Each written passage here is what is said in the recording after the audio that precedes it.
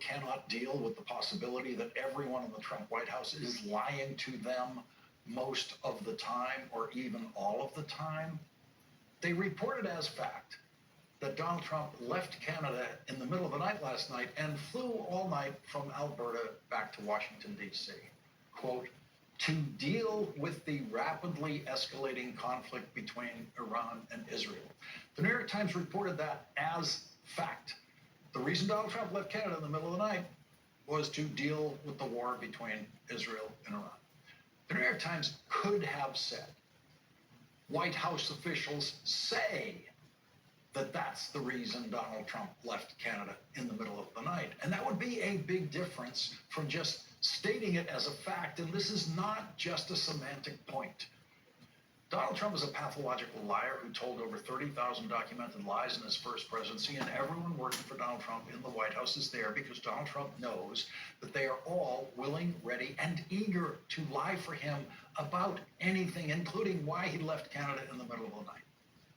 Because we know Donald Trump has no idea what to do about the new war in the Middle East. We don't know. We really don't know why he left Canada. It might have been for the reason that the New York Times thinks is a fact.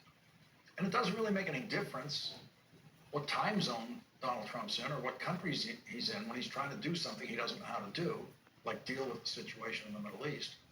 Donald Trump has absolutely no mental capacity whatsoever to deal with a situation like this. And Donald Trump is the laziest person ever elected to the presidency. And I'm still willing to grant that it's a possibility that Donald Trump left Canada for the reason the New York Times takes to be fact. But it is an interesting coincidence that Ukrainian President Volodymyr Zelensky arrived in Canada right after Donald Trump left. And Donald Trump knew exactly when President Zelensky was arriving.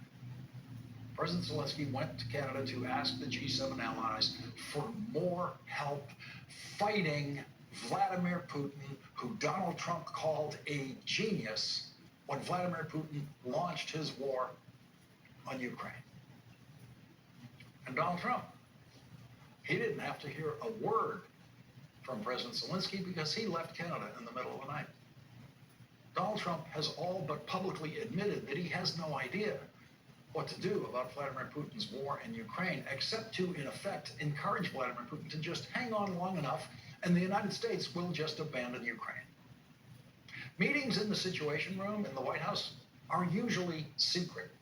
No one had any idea that there was a meeting in the Situation Room in the White House when President Obama and his national security team were tracking the Navy SEALs who were on their way to capture or kill, and it turned out kill, Osama bin Laden.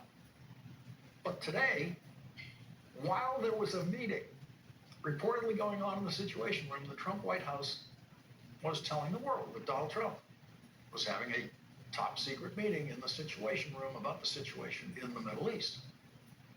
This is the same president who ignores the president's daily brief that is about situations like this as they develop, including all of the president's daily briefs that lead up to situations like this. And those daily briefs are something that every other president has consumed in full.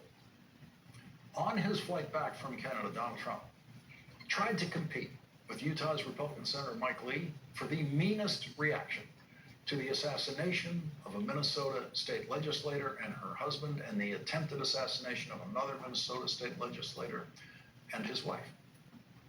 Donald Trump was asked if he has called the governor of Minnesota, as is customary for every previous president of either party in situations like this since the invention of the telephone. I could be nice and call him, but why waste time? That's another Trump lie. He could not be nice.